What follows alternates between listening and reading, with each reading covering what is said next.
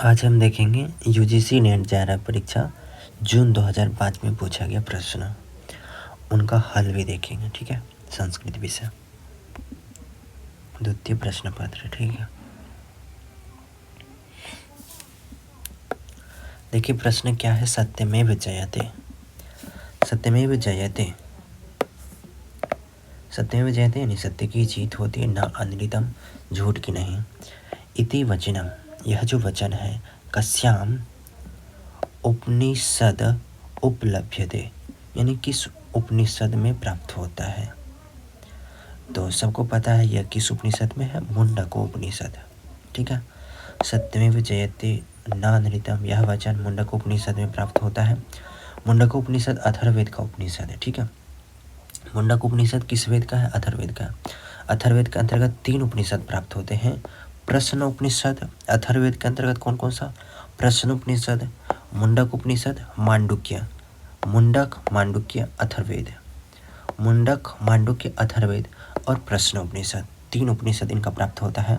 कौन कौन सा? अथर्ववेद का 3 उपनिषद प्राप्त होता है, प्रश्न, मुंडक और मांडुक्य। मुंडक मांडुक्य ये तो सिंपल है, सेम है। और प्रश्न उपनिषद। ठीक है, अथर्ववेद, अथर्ववेद से कौन कौन सा? प्रश्न उपनिषद, मुंडक उपनिषद और मांडुक्य उपनिषद। मुंडक उपनिषद शौनक शाखा संबंधित है। ये किस शाखा से? शौनक शाखा से। ठीक है, दूसरा प्रश्न है विश्वामित्र नदी संवाद ऋग्वेदस्य, विश्वामित्र नदी संवाद ऋग्वेद के कस्मिन् किस मंडल में उपलब्ध थे। विश्वामित्र नदी संवाद ऋग्वेद के किस मंडल में उपलब्ध है, प्राप्त है? तो इसका सही जवाब है तृतीय मंडले। विश्वामित्र नदी संवाद ऋग्वेद के तृतीय मंडल में, विश्वामित्र नदी संवाद ऋग्वेद के तीसरे मंडल की 33वां सूक्त है। ऋग्वेद में 10 मंडल है। प्रथम मंडल में अगस्त्य लोपामुद्रा संवाद है। 10वें मंडल में शर्मा पानी तथा यमयमी संवाद मिलता है और तीसरे मंडल में विश्वामित्र नदी संवाद। अगला प्रश्न है कि सतपथ ब्राह्मण केन वेदेन संप्रकम, सतपथ ब्राह्मणम केन वेदेन संप्रक्रम। तो जो सतपथ ब्राह्मण है किस वेद का है, ये पूछ रहा है। तो शुक्ल यजुर्वेदेन, शुक्ल यजुर्वेद का सतपथ ब्राह्मण किसका है? शुक्ल यजुर्वेद का। यजुर्वेद की 2 शाखाएं प्राप्त होती है, एक शुक्ल यजुर्वेद, दूसरा है कृष्ण यजुर्वेद। शुक्ल यजुर्वेद की कई शाखाएं प्राप्त होती हैं। ठीक है, मध्यान्ह संहिता, कान्व संहिता, वात्सायनी इत्यादि, ये सब उनकी क्या है? संहिता है। सतपथ ब्राह्मण भी शुक्ल यजुर्वेद का ब्राह्मण है। सतपथ ब्राह्मण भी शुक्ल यजुर्वेद का ब्राह्मण ग्रंथ है। ठीक है, अगला प्रश्न है त्रीणि पदानि कस्य देवस्य प्रसिद्धानि, त्रीणि पदानि कस्य देवस्य प्रसिद्धानि।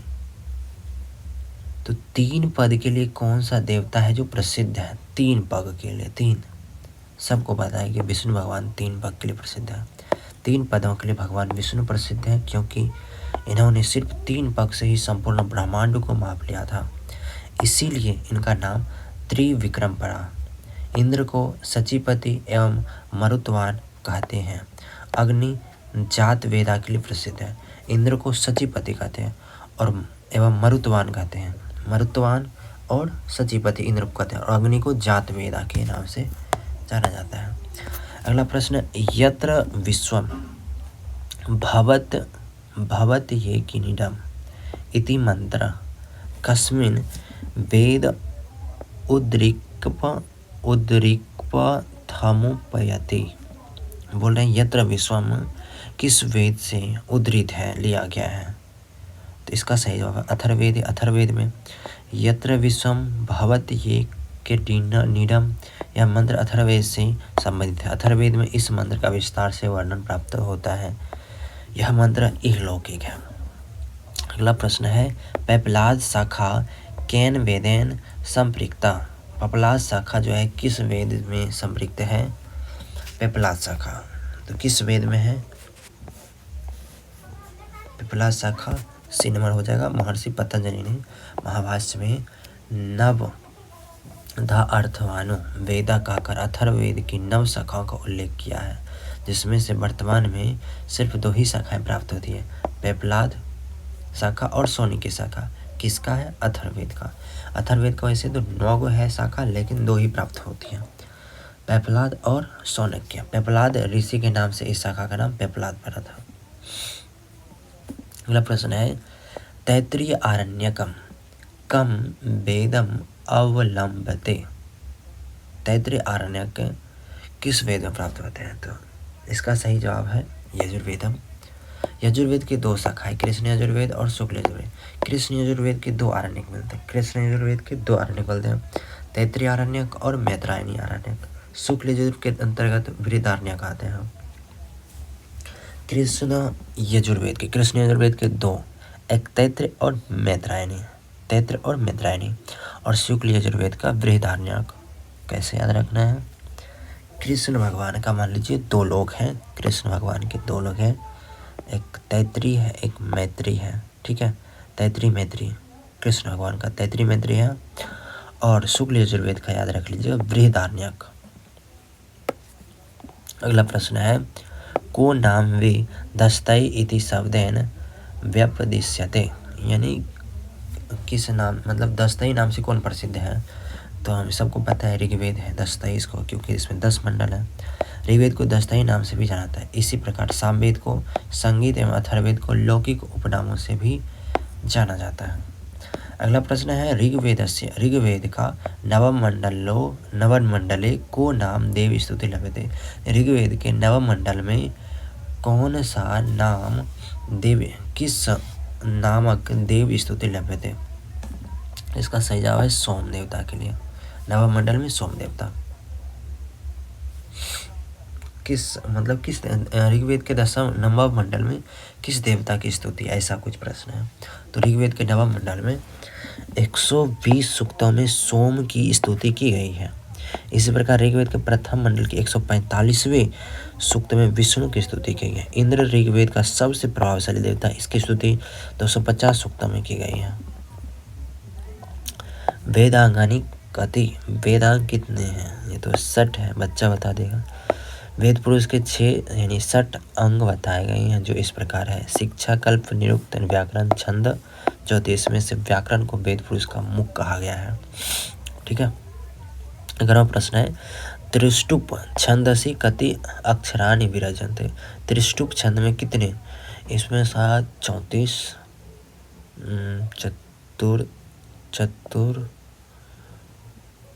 त्रिष्टुप छंद में 44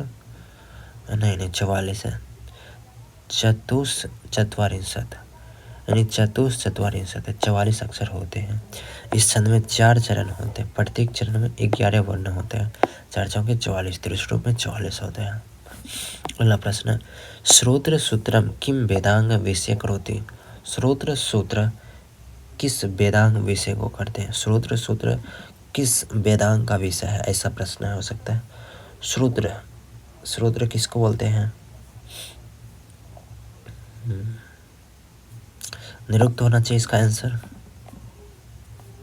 नहीं, इसका आंसर हो जाएगा श्रोत्र सूत्रम किम वेदांग विषय करते। श्रोत्र सूत्र का सही आंसर हो जाएगा कल्पम, कल्प हो जाएगा। 60 वेदांगों में कल्प का विशेष स्थान है। कल्प को वेद पुरुष का हाथ माना जाता है। कल्प मुख्यतः 4 भागों में विभक्त हैं, श्रोत्र सूत्र, गृह्य सूत्र, धर्म सूत्र, शुल्ब सूत्र, इसीलिए उसको श्रोत्र सूत्र ऐसा कुछ बोला गया। सांख्यस्य मतम इदम, यानी सांख्य का यह मत है। क्या मत है सांख्य का? सत्कार्यवाद तो फेमस है वहाँ का, तो आंसर हो जाएगा डी, सत्कार्यवाद। सांख्य दर्शन के प्रमुख आचार्य कपिल माने जाते हैं। सांख्य दर्शन में परिणामवाद को ही सत्कार्यवाद के नाम से जाना जाता है। सत्कार्यवाद की पुष्टि के लिए 5 हेतु माने गए हैं: असत करनाथ, उपादान ग्रहणात्, सर्वसंभवाद और सक्तस्य शक्य करनात्, कारण भावाद। अगला प्रश्न है त्रिगुणातीतो अयम, यह त्रिगुणातीत है, क्या है?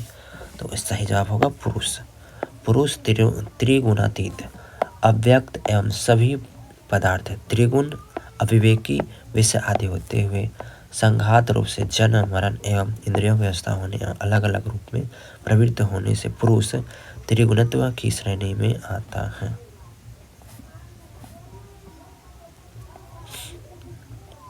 अगला प्रश्न है विषादो अस्य स्वरूपम।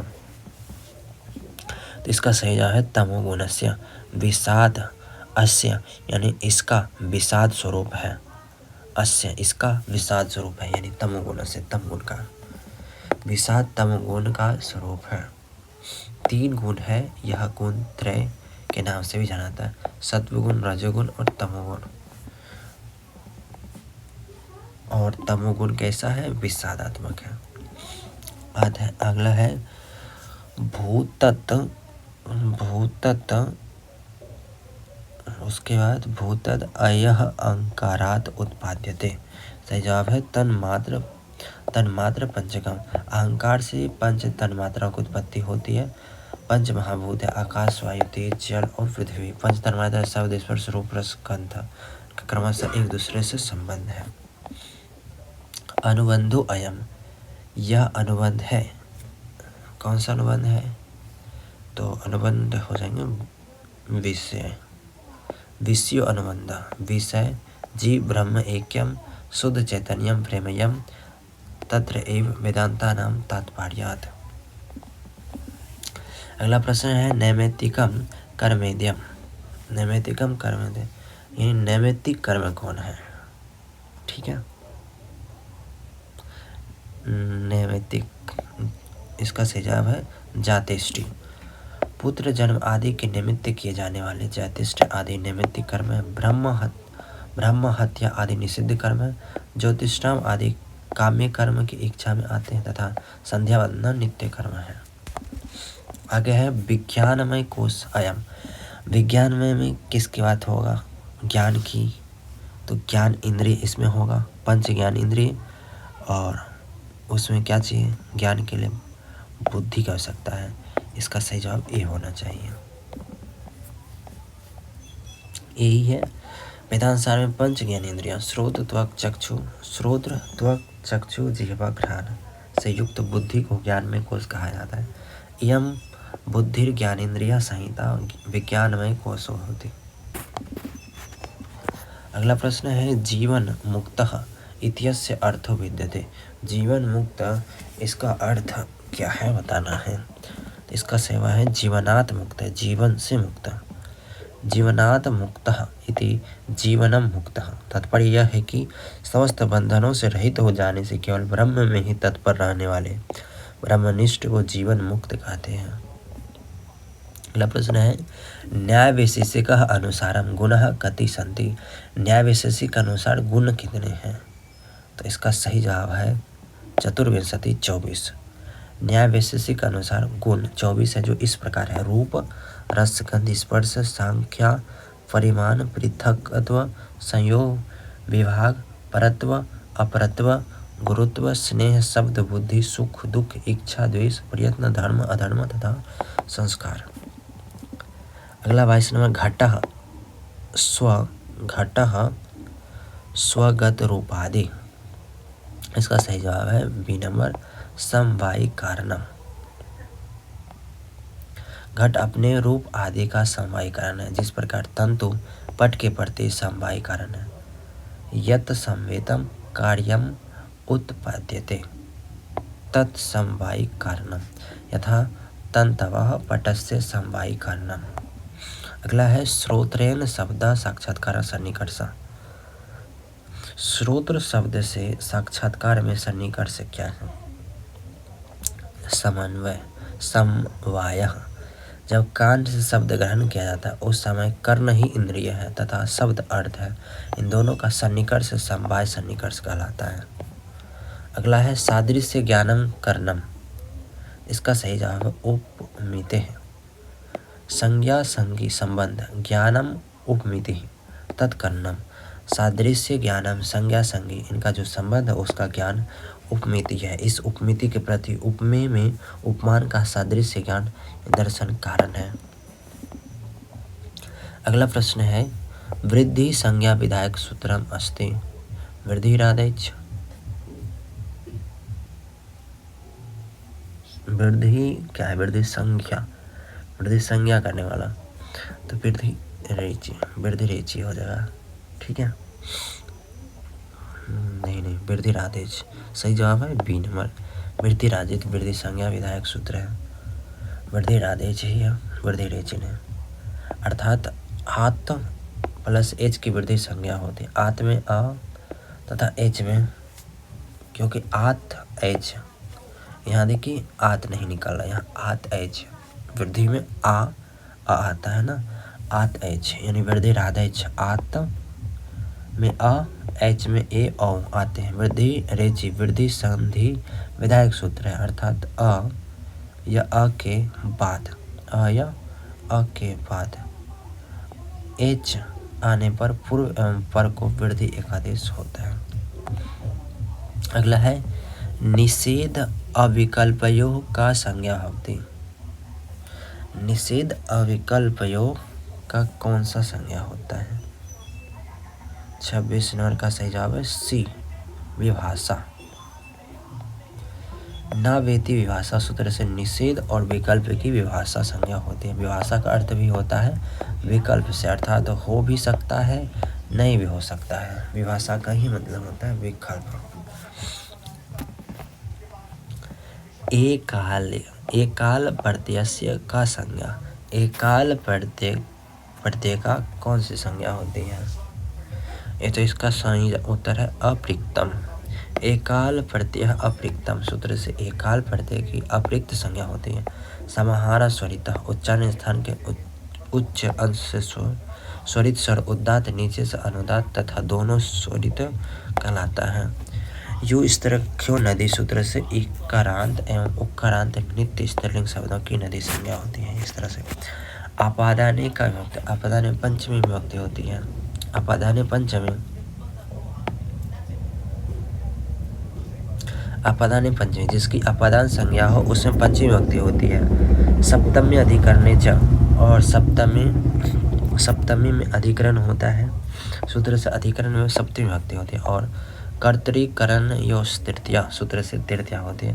प्रातिपदिक अर्थलिंग परिणाम वचन मात्रे प्रथमा से प्रथमा होती है। अब इनका मिलान करना है। सबसे पहले कुन, तो कुन का सबको पता है आदिंग गुना, ठीक है। टी कौन होता है? जो अंतिम वाला टी होता है, अचो अंत्यादि टी, ठीक है। और नदी का यू इस तरह क्यों नदी, और प्रगृहम का इदुदेद द्विवचनम प्रगृहम।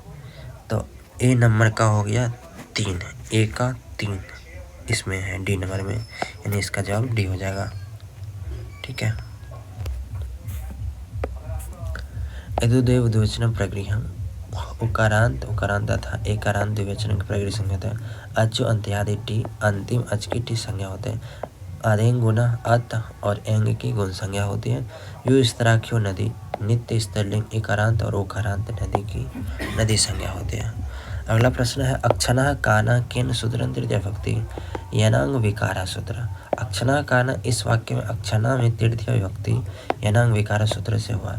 यनांग विकार का अर्थ है जिस विकृत अंग के द्वारा अंगी का विकार लक्षित हो उस अंग में तृतीय विभक्ति होती है।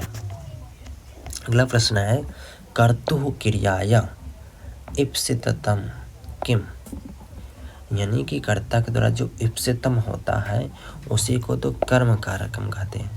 कर्तुरी इप्सितमम कर्म, कर्ता अपनी क्रिया के द्वारा जिसको सबसे अधिक चाहे उसकी कर्म संज्ञा होती है। साधक तमम कर्णम, अपने कार्य सिद्धि में कर्ता जिसकी सबसे अधिक सहायता ले वही करण है।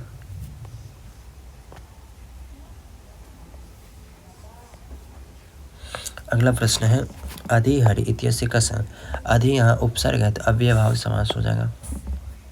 अधिहरि में अव्ययी भाव समास है क्योंकि अव्ययी भाव समास में पूर्व पद प्रधान होता है। प्रायेण पूर्व पदार्थ प्रधानो अव्ययी भाव, किसी संज्ञा विज्ञान किसी विशेष संज्ञा से मुक्त केवल समास होता है, विशेष संज्ञा विनिर्मुक्त केवल समास।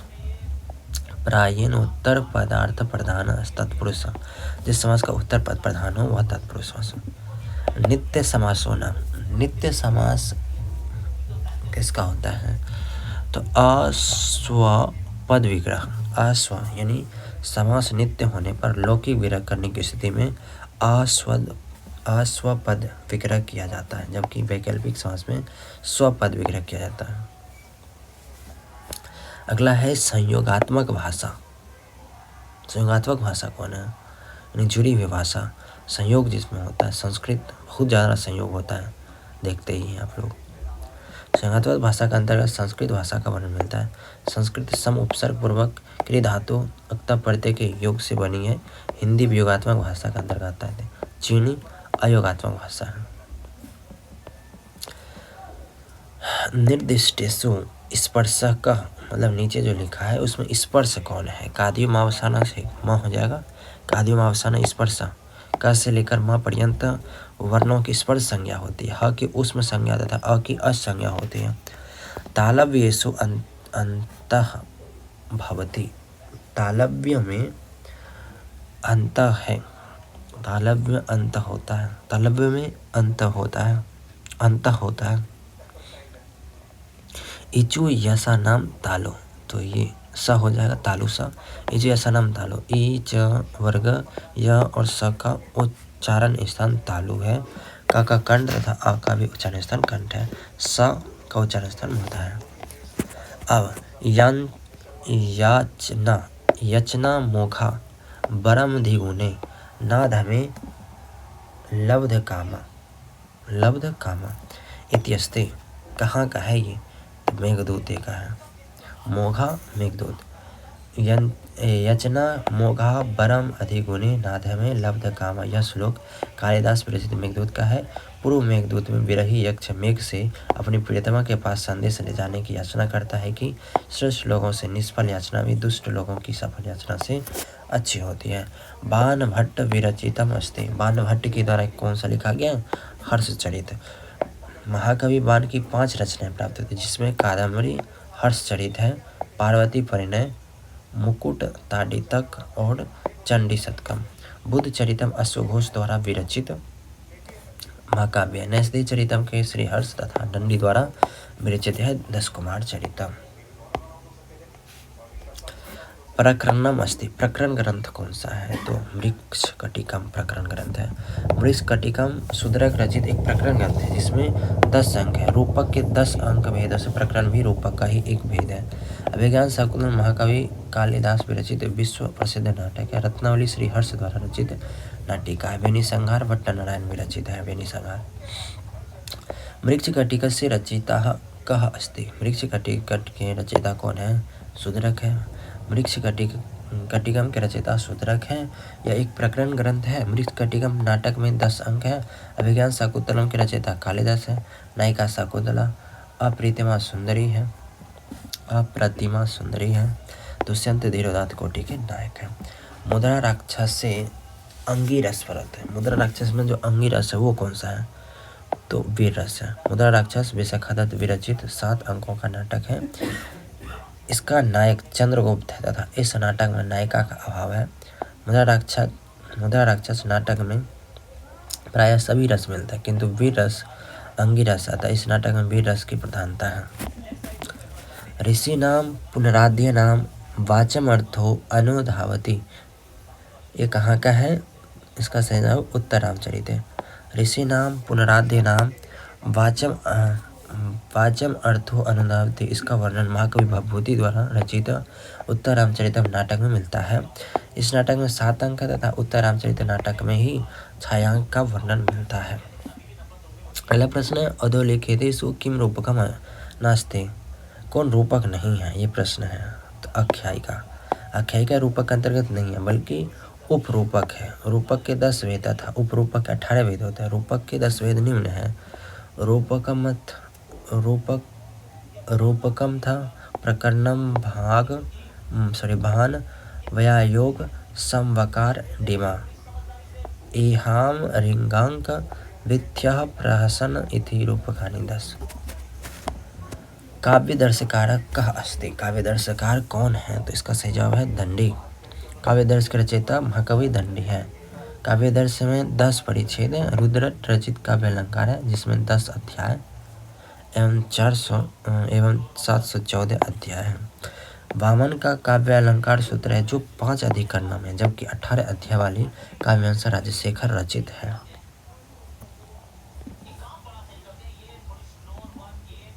यहाँ देखिए, अलंकृति पुनः क्वापि इति, ये मम्मट के द्वारा दिया गया है। ठीक है, मम्मट द्वारा रचित काव्य प्रकाश में अलंकृति पुनः क्वापि का वर्णन मिलता है। काव्य प्रकाश में 10 उल्लास है। काव्य प्रकाश में काव्य प्रकाश की परिभाषा है तद 200 शब्दार्थों सगुणावलंकृति पुनः क्वापि। अद्भुत रसस्य स्थायी भाव का है। अद्भुत रस का स्थायी भाव विस्मय है। अद्भुत रस का स्थायी भाव विस्मय है। श्रृंगार रस का स्थायी रति है। करुण रस का स्थायी भाव शोक। विभत्स का रस का जुगुप्सा है। विभत्स जुगुप्सा। शांतरार्थ निष्ठो व्यापारो भवति। लक्षण व्यापार। शांतार्थ निष्ठ व्यापार लक्षण व्यापार भवति। शांतार्थ निष्ठ व्यापार के लक्षण व्यापार कहलाता है। नाटके न्यूनतः कति अंक होते हैं। नाटक में न्यूनतम कितने भेद होते हैं? तो 5 अंक होते हैं। नाटक में कम से कम 5 होना चाहिए।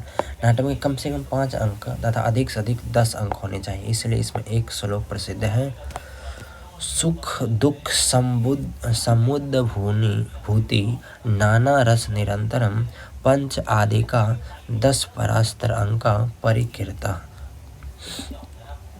श्रृंगार रस कति भेद है? श्रृंगार रस के कितने भेद है? श्रृंगार रस के 2 भेद हैं, द्विविधा 2 भेद हैं, संभोग श्रृंगार और विप्रलंब श्रृंगार। संभोग श्रृंगार असंख्य होते हैं जबकि विप्रलंब श्रृंगार 5 भेद होते हैं। और लास्ट प्रश्न आज का है, अलाकपूर्य वर्णनम कुत्र प्राप्त है? अलाकपूर्य का वर्णन कहाँ प्राप्त होता है? तो मेघदूते। अलकापुर्या ऐसा है, अलकापुर्या।